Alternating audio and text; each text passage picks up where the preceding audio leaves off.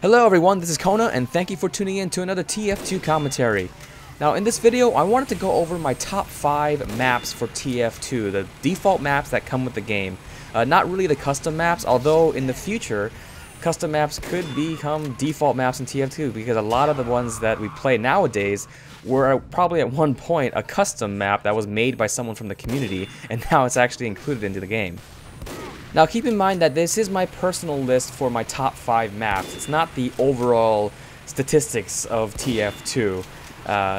For that, you can just basically go to the server browser, click the refresh button, and you can just see how many servers there are of each map. And that I guess that sort of gives you an idea of what people are playing. But for me, these are my personal maps that I like to play.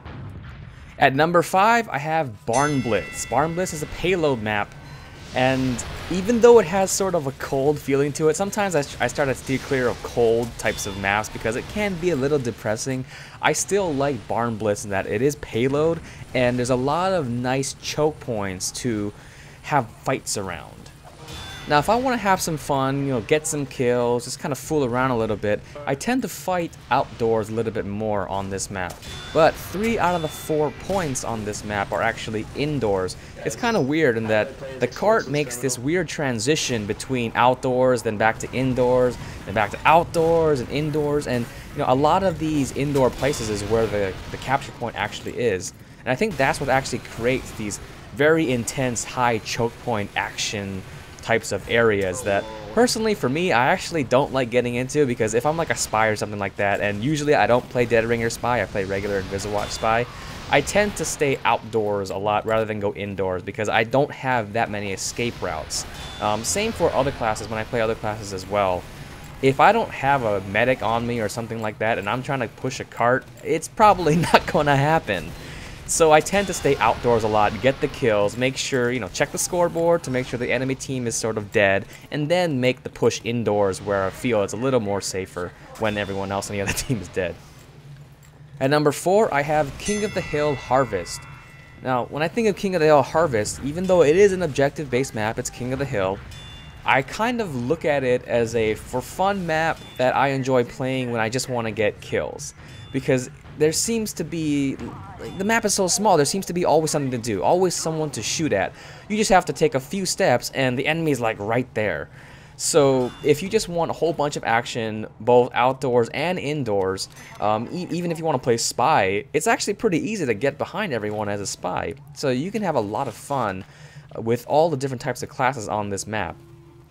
Maybe some medics might disagree because sometimes it's kind of annoying when you get flanked by a pyro or something like that as a medic and you can't really do anything about it.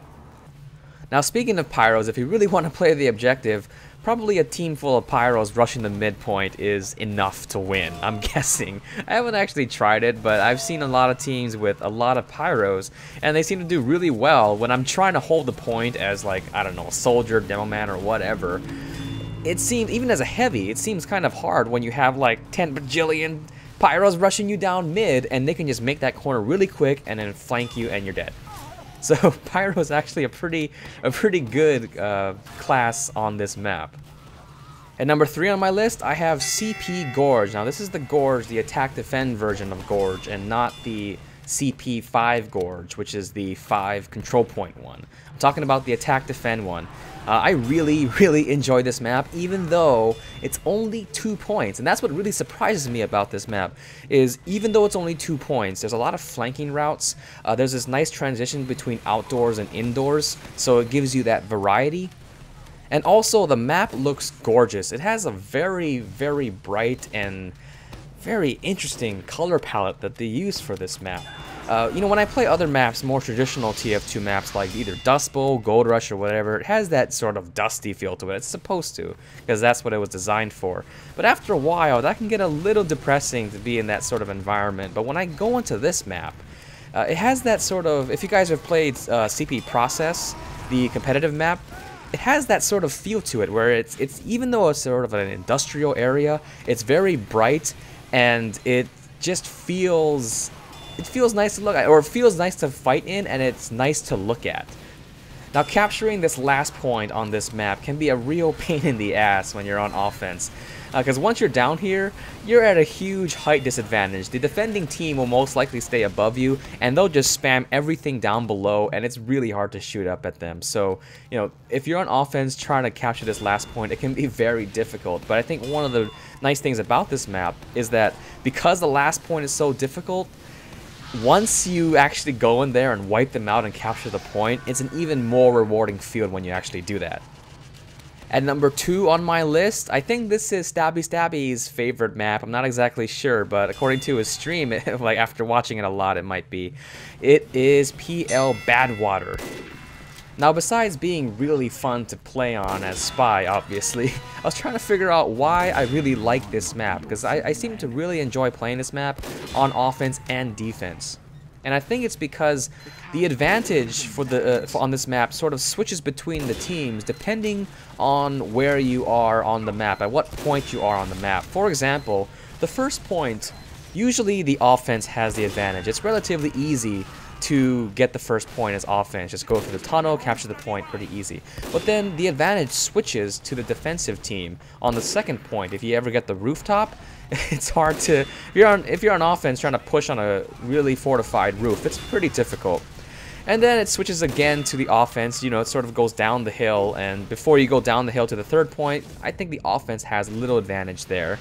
And the last point is sort of an up for grabs depending on where you are. It's highly, I think the last point is highly based on your positioning to determine whether you have the advantage or not. Because, you know, you can say that maybe the offense has the advantage because they have the height advantage coming into the last point, but also the defensive team has a really good like turtling areas. They have really well built turtling areas, built sentries. And the defensive team, they can see you funnel in from certain areas. You know, you're pretty predictable. You're either coming from the middle area or you're coming from the right side behind that building, behind the sniper nest up top. So, you know, it's... Oh, by the way, the scout, I couldn't kill him. Why can't I kill him? This is why I don't like the Diamondback. I get nervous with the crits. But yeah, this Badwater last point, even though it can be very stressful at times, and you know, this is where the timer pushes come in. When the timer starts to count down, everyone starts to push, and it gets really exciting, especially when people start jumping out the windows, jumping from all over the place just to touch the cart to push it in. It's a lot of fun. Alright, and the moment you've been waiting for, my number 1 TF2 map is Achievement Idol Awesome Box 8. Now, I'm just kidding. This map doesn't count, this map doesn't count. My actual number 1 TF2 map is Payload Upward. Now, one of the key defining features of this map is that gigantic cliff that runs almost the entire length of the map. There's not many maps that actually do this, I don't think. There are maps out there that have like a bottomless pit where you can actually fall off and can kill you, but you know, usually that's some sort of hole or something like that. It isn't the edge of a map.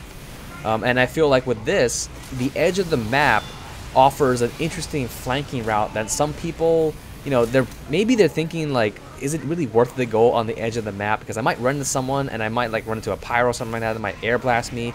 Is it really worth the risk? And sometimes it is, especially when you play something like Spy or something like that.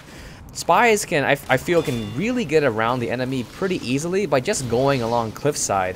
If you're staying invisible, people won't see you, and so pyros won't really air blast you, so you don't have to really worry too much.